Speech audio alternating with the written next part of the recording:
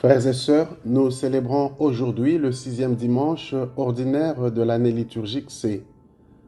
La première lecture est tirée du livre du prophète Jérémie au 17e chapitre, du 5e au 8e verset. La seconde lecture provient de la première épître de Saint Paul apôtre aux Corinthiens, au 15e chapitre, le verset 12, puis du 16e au 20e verset. Nous lirons l'Évangile selon Saint Luc au 6e chapitre, le 17e verset, puis du 20e au 26e verset. Ces lectures nous invitent à méditer sur la manière de rechercher le bonheur. En effet, nous aspirons tous au bonheur, et cette quête mobilise tout notre être. Mais est-ce vraiment possible d'être heureux en ce monde, ou bien de situations et événements suscitent souvent en nous angoisse et désespoir?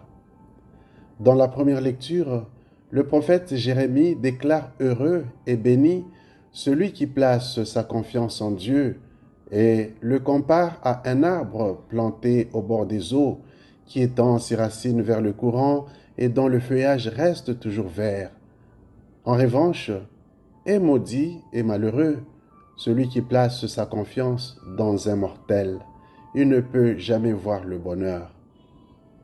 Dans l'Évangile, saint Luc nous donne sa version des béatitudes qu'il limite au nombre de 4. Il les met en relation antithétique avec leur contraire.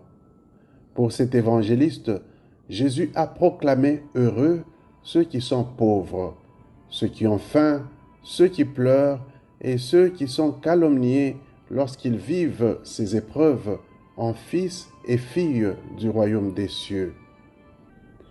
Ainsi, l'Esprit de Dieu peut les aider à jouir du bonheur par-delà les épreuves. Loin de maudire les riches et ceux qui placent leur confiance en eux-mêmes, Jésus, dans cet évangile, constate plutôt leur misère et s'apitoie sur leur sort, car ils commettent l'erreur de mettre leur espoir dans ce qui est fragile, périssable et passager. En effet, les richesses matérielles et les joies du monde ne procurent qu'un bonheur passager, éphémère et finalement illusoire. Ici, il ne s'agit pas de déprécier la richesse terrestre, ni ceux qui la possèdent. C'est plutôt une mise en garde et un avertissement pour qu'on ne se laisse pas aveugler et distraire par la richesse terrestre, qui peut facilement éloigner de Dieu et des autres. Car en définitive, il n'y a que Dieu qui peut procurer le vrai bonheur, susceptible de combler le cœur de l'homme pour toujours.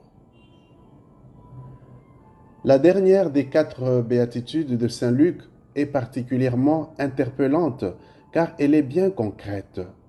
Elle invite à trouver le bonheur même dans les mépris et les humiliations.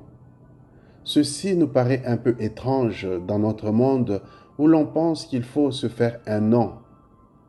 La dernière malédiction de Luc traite de malheureux ceux qui sont loués et admirés en ce monde. C'est une invitation à fuir les honneurs mondains et à comprendre que la vaine gloire est une vraie illusion.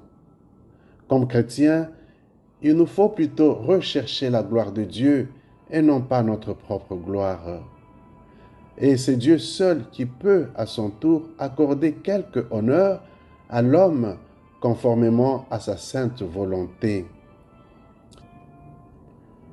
Voilà pourquoi Jésus affirmait « Si je me glorifie moi-même, ma gloire n'est rien.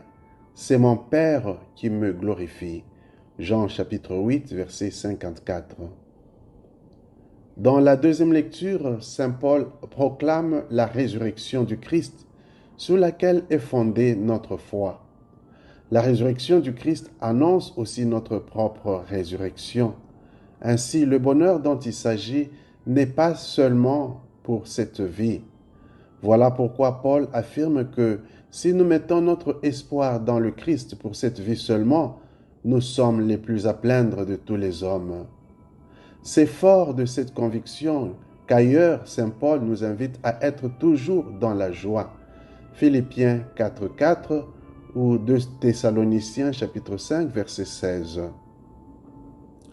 Il s'agit de la joie qui vient de Jésus et que personne ne peut nous ravir. Jean chapitre 16 verset 22. Ni la pauvreté, ni la faim, ni les pleurs, ni les calomnies, même pas la mort. À la lumière de ces lectures, ouvrons nos cœurs pour accueillir Jésus qui vient nous rejoindre pour nous offrir le bonheur de son royaume. Qu'il ravive en nous l'espérance de la résurrection par-delà la mort et les épreuves de cette vie. Amen.